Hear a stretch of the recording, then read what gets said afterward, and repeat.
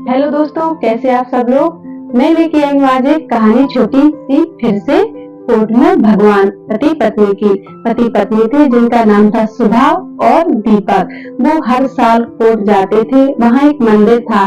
मंदिर में जाकर वो सर टेकते थे और हाथ जोड़ते थे। वहीं एक औरत रहा करती थी मंदिर के पास ही। वो ये सब देखा करती थी। एक दिन उससे रहा नहीं गया। जब पति पत्नी मंदिर गए हर साल की तरह, तो वो महिला उनके पास आई और बोली कि बेटा, क्या तुम्हारा यहाँ केस चल रहा है। तब सुधा बोली, हाँ अम्मा, हमारा केस ही चल रहा है। आज से 7 साल पहले हम लोग इसी तरह इस कोर्ट में पति पत्नी आपस में झगड़ा करते हुए आए थे। सुधा ने उस महिला को पूरी अपनी कहानी बताई और कहा, माँ जी, आज से 7 साल पहले हम पति पत्नी एक दूसरे से अलग होना चाहते थे, पर अलग नहीं हो पाए। तब हमारे वकील साहब ने हमसे पूछा कि सुधा और दीपक, तुम लोग इधर आओ और बताओ, तुम लोग क्या चाहते हो। क्या दीपक तुम्हारे प्रति वफादार नहीं है या जिम्मेदारी नहीं निभाता है। तब सुधा ने कहा, नहीं वकील साहब, ये सब जिम्मेदारी हमारी निभाते हैं, पर हम लोगों में झगड़ा बहुत बढ़ चुका है। इसी तरह उन्होंने दीपक से भी पूछा, क्या तुम्हारी पत्नी तुम्हारे साथ जिम्मेदार नहीं है, जिम्मेदारी नहीं निभाती है। तो दीपक ने भी कहा कि हाँ, वो जिम्मेदारी अच्छे से निभाती है। तो वकील साहब ने हम लोगों से पूछा, फिर क्या प्रॉब्लम है जो तुम लोग इस तरह से अलग होना चाहते हो। तब सुधा ने कहा कि वकील साहब, मैं दीपक से यह चाहती हूँ कि मैं भी ऑफिस जाती हूँ और ये भी ऑफिस जाते हैं। तब सुधा वकील साहब से बोली, वकील साहब, बस मैं दीपक से यही चाहती हूँ कि मेरी थोड़ी सी हेल्प कराएं, क्योंकि मैं भी ऑफिस से आके थक जाती हूँ। ये तो ऑफिस से आके आराम से टीवी देखते हैं, लेट जाते हैं, मुझे आके सारा काम करना पड़ता है, फिर मैं और भी थक जाती हूँ। तो बस मैं यही चाहती हूँ कि मेरी थोड़ी सी हेल्प कराएं, जिससे मुझे थोड़ी सी राहत मिले। फिर वकील साहब ने दीपक से पूछा कि भाई, तुम क्या चाहते हो, तुमको क्या परेशानी है सुधा से। तो दीपक बोले कि वकील साहब, मैं तो बस अलग होना चाहता हूँ। मैं इसकी बातों से बहुत परेशान हो गया हूँ। जब देखो ये मुझे ताने देती रहती है कि तुम ये नहीं करवाते हो, तुम वो नहीं करवाते हो मेरे साथ। तो मैं भी तो ऑफिस से आके थक जाता हूँ, तो मुझसे शिकायत बार बार करती है, जो मुझे अच्छा नहीं लगता है। बस मैं तो सुधा से अलग होना चाहता हूँ। आप मुझे जल्दी से बस तलाक दिला दीजिए। तब वकील साहब ने दीपक को समझाया और सुधा को समझाया कि तुम लोग इतनी सी बात के लिए तलाक लेना चाहते हो। तुमको शिकायत है दीपक से, दीपक को शिकायत है तुमसे। अपनी शादी को तुम्हारे साथ महीने भी नहीं हुए हैं और तुम ये रिश्ता खत्म करना चाहते हो, तलाक लेना चाहते हो हमेशा के लिए।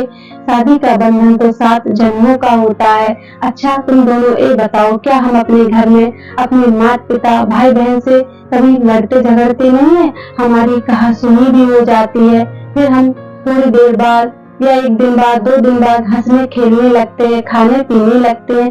इसी तरह से पति पत्नी का भी रिश्ता होता है।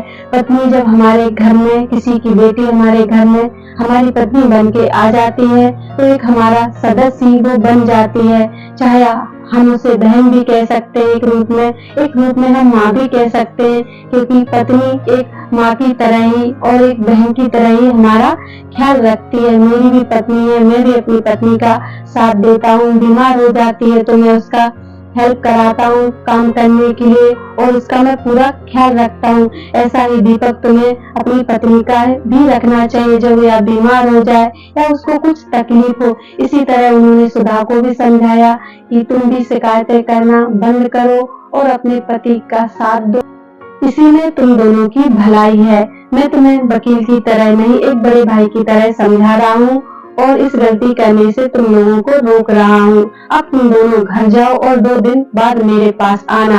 और सुनो, अब दोनों घर जाओ और साथ रहो, एक साथ घूमो, एक साथ फिरो और अधिक से अधिक समय एक साथ बिताओ।